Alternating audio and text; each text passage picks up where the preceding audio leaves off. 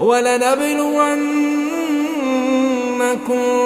بِشَيْءٍ مِّنَ الْخَوْفِ وَالْجُوعِ وَنَقْصٍ مِّنَ الْأَمْوَالِ وَالْأَنفُسِ وَالثَّمَرَاتِ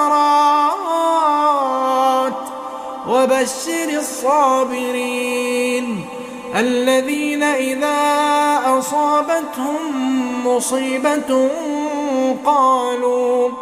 قَالُوا إِنَّا لِلَّهِ وَإِنَّا إِلَيْهِ راجعون أُولَٰئِكَ عَلَيْهِمْ صَلَوَاتٌ مِّن رَّبِّهِمْ وَرَحْمَةٌ وَأُولَٰئِكَ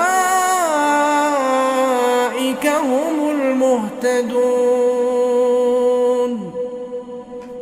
إِنَّ الصَّفَا